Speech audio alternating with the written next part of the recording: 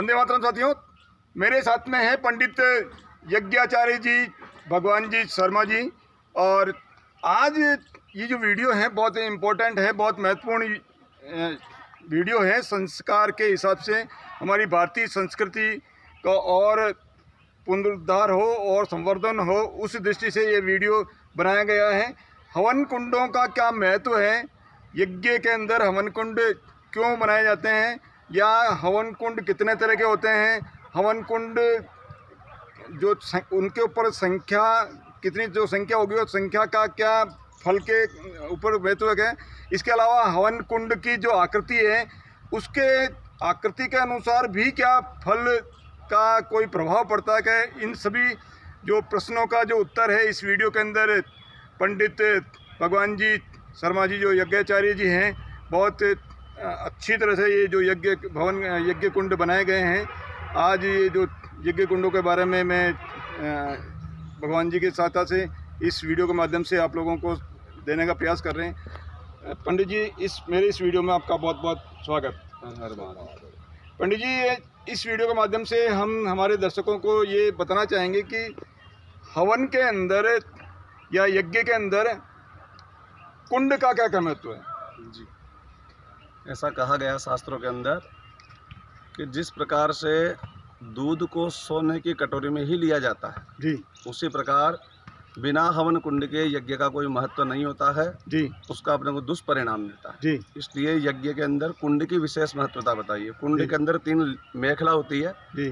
उन 3 मेखलाओं के अंदर सबसे पहले ऊपर की जो परिधि होती है जी। उसमें भगवान विष्णु का निवास होता है जी। नीचे रक्त वर्ण की मेखला होती है, उसमें भगवान ब्रह्मा जी विराजते हैं। और कृष्ण वर्ण की जो मेखला होती है उसके अंदर भगवान महारुद्र शिव जी का वास होता है जी। ऐसे ही योनि इत्यादि होती है कुंड के अंदर, तो योनि में योनि का वास होता है और कंठ के अंदर भगवान का वास होता है। जिस प्रकार हमारा शरीर रचा हुआ उसी प्रकार पूरा कुंड का स्वरूप रचा हुआ है जी। जैसे ये 9 जो कुंड मैं यहाँ देख पा रहा हूँ, तो इसके अंदर जो प्रमुख जो कुंड हैं, जैसे मध्य के अंदर बनाए, मैं सोचता हूँ ये प्रधान कुंड जी जो है, तो इसके बारे में थोड़ी सी जानकारी दीजिए। ये प्रधान कुंड होता है जी। प्रधान कुंड का महत्व ये होता है कि जैसे भारत की भूमि है तो भारत की भूमि के प्रधानमंत्री कौन? नरेंद्र मोदी। जैसे ही क्या नाम है, समस्त देवताओं के मेन देवता जी शिव जी, शिव शक्ति में अगर हम प्रयोग करते हैं तो शिव ही वहाँ के प्रधान देवता होते हैं जी। और प्रधान कुंड के अंदर आपके मन में जितना भी भाव हो कि हमारा महाराज ये काम नहीं हो रहा है, हे परमात्मा मेरे से ये कार्य सिद्ध नहीं हो रहा, तो समस्त मनोवांछित को फल प्रदान करने वाले प्रधान कुंड कहे गए। ये कुंडों में मुख्य कुंड ये प्रधान कुंड जो है जी प्रधान कुंड होता है जी। अच्छा, इसकी जो संरचना है थोड़ा सा मैं जानना चाहूँगा दर्शकों को बताना के उद्देश्य से कि ये जो अलग अलग ये जो संरचना, इस भाग को क्या बोलेंगे, इसको क्या बोलेंगे, इसको क्या बोलेंगे, अंदर वाले भाग को क्या बोलेंगे, उधर है उस वाले भाग, ये जो परिधि ऊपर वाली जी इसको भगवान विष्णु का स्थान माना गया जी। ये जो लाल वाली परिधि है यहाँ ब्रह्मा जी साक्षात विराजमान होते हैं और ये जो कृष्ण वर्ण की है यहाँ रुद्र होते हैं जी। ये जो आप रक्त वर्ण का जो मेखला देख रहे हैं ऊपर, योनि बनी हुई है लाल कपड़े के यहाँ, उसको योनि बोलते हैं। जब भी घी की आहुति लगती है तो योनि मार्ग के द्वारा ही दी जाती है। बीच में जो बना हुआ नाभि बोलते हैं इसको, जैसे हमारे शरीर में नाभि कुंड होता है तो पूरा पचाने की शक्ति नाभि कुंड के द्वारा ही होती है। और ये जो योनि के आगे वाला भाग है इसके नीचे कंठ कहा गया, इसमें जो आहुति दी जाती है वो कंठ तक ही भरना चाहिए कुंड, उससे अधिक कंठ से ज्यादा नहीं भरना चाहिए। जैसे कंठ से ज्यादा अगर हमारे शरीर में कुछ आ जाए तो बाहर निकल जाएगा, वैसे ही इसके भी प्रमाण होते हैं भाई इसमें इतना ही आहुति दी जाती है। ये भगवान विश्वकर्मा जी का स्थान है और ये जो आपके सामने पात्र रखे हुए हैं ये हवन करने के पात्र होते हैं। श्रुव के अंदर भी उसके अंदर देवता विराजमान होते हैं, जैसे अग्नि, सूर्य, चंद्रमा, रुद्र, ब्रह्मा, प्रजापति, यम, इन देवताओं का वास श्रुव में होता है। ये जो कलश लगा हुआ है, ऐसा कहा गया शास्त्रों में कि निरंतर इसकी धारा चलने से, जब तक यज्ञ चले तब तक इसकी धारा चलनी चाहिए। और इसके अंदर जो तार जो लपेटते हैं, इस तार को जिस व्यक्ति के ऊपर कोई भूत प्रेत इत्यादि की बाधा हो वो लपेटने से वो समस्त बाधाएं दूर हो जाती है। इस कुंड का ये विशेष महत्व है। प्रधान कुंड के बाद में दूसरे कुंड जो है उनके हम लेंगे, योनि कुंड की ओर चलते हैं। योनि कुंड जी, इसको बोलते हैं योनि कुंड। और योनि कुंड का महत्व ये होता है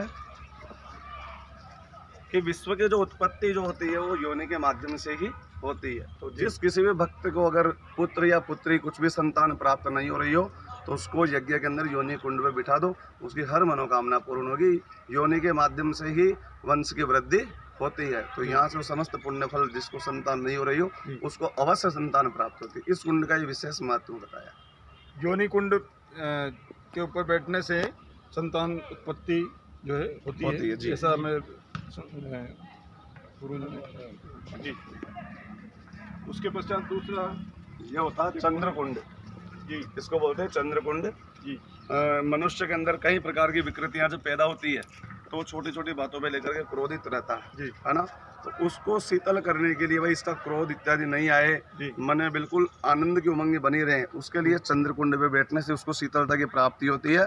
और चंद्र देवता जो ग्रहों के देवता है, यहाँ पे नवग्रह के अंदर एक चंद्रमा होते हैं, उनकी अपने ऊपर बड़ी कृपा होती है, वो शीतलता प्रदान करते हैं। और चंद्रमा अगर कमजोर होता है तो विवाह इत्यादि बहुत सारे कर्मों के अंदर हमारे को दुविधा होती है, शीघ्र विवाह नहीं हो पाता। तो चंद्र की कृपा से वो विवाह शीघ्र संपन्न होता। तो जिस व्यक्ति को क्रोध ज्यादा आता है तो इस हवन कुंड पे बैठ के यज्ञ करने से शांति की प्राप्ति होती है। इसके अलावा विवाह जिसका नहीं हो रहा था उसके अंदर भी इसको ये लाभ होता है। जी।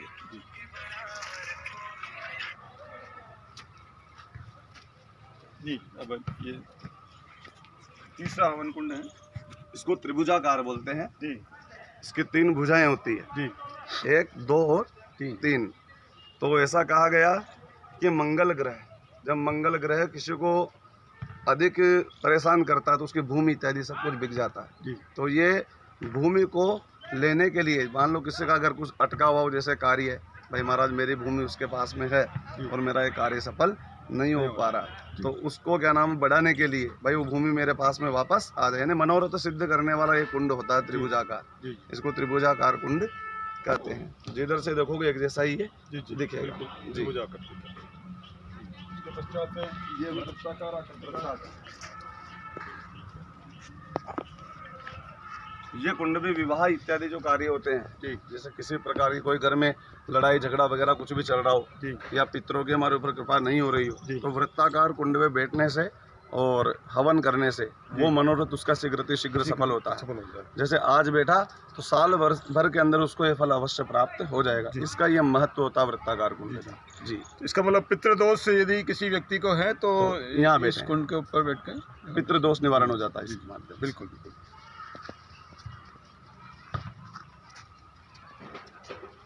ये तारानुमा आकृति है, ये जी। कितनी भुजाएं होगी इसमें? इसके अंदर 5 भुजा होती है जी। ये 5 भुजा होती है। जैसे तारा बल वगैरह किसी का अगर कमजोर होता है, कहते हैं ना भाई हमारे तो ग्रह महाराज सब ऐसे कैसे पड़े हुए हैं कि हमारे ग्रह मजबूत नहीं हो पा रहे हैं, तो समस्त ग्रहों को प्रसन्न करने के लिए ये कुंड बनाया जाता है। जैसे वो सितारा कुंड या तारा कुंड, आप कुछ भी नाम दे सकते हैं, ये उसी के लिए विशेष रूप से बनाया जाता है, ग्रहों को बलवान मजबूत करने के लिए। भाई ग्रह हमारे सभी पक्ष में हो जाएं, जब ग्रह बलवान होते हैं तो चेले भी पहलवान हो जाते हैं, ऐसे ग्रहों की कृपा होती है। बिल्कुल। तो ग्रह यदि कमजोर है तो इस कुंड पे बैठ के जो है अपने को यज्ञ करने से इसका लाभ प्राप्त होता है जी। इसके पश्चात सूर्य कुंड, सूर्य कुंड जी। ये सूर्य कुंड होता है। सूर्य कुंड की उपासना करने से अगर किसी की बुद्धि कमजोर हो, किसी का बालक बिल्कुल सुषुप्त हो या बहुत ज़्यादा रोगी हो, तो सूर्य की कृपा से वो समस्त दारिद्र्यम, ऐसा कहा गया है दारिद्र्यम नैवोपजायते, उसकी दरिद्रता हमेशा के लिए नष्ट हो जाती है। और भगवान की बड़ी कृपा होती है सूर्य की आराधना करने से। जो भी तेज बच्चे में प्राप्त होता है और जो भी बुद्धि प्राप्त होती है वो सूर्य के द्वारा ही हमारे को प्राप्त होती है। इसीलिए कहा गया शास्त्रों में नित्य नैमित्त स्नान करके भगवान सूर्य को जल अवश्य चढ़ाना चाहिए, उससे हमारे बच्चों के अंदर तेज बल प्राप्त होता है। ये सूर्य कुंड की महिमा है। बिल्कुल। और कहा गया है कि कुंडली के लग्न कुंडली के अंदर अगर लग्न में सूर्य बैठा हुआ होता है तो ये मानो कि समस्त ग्रह उसकी ओर कृपा करने लग जाते हैं। सूर्य मजबूत होना चाहिए। जी बिल्कुल।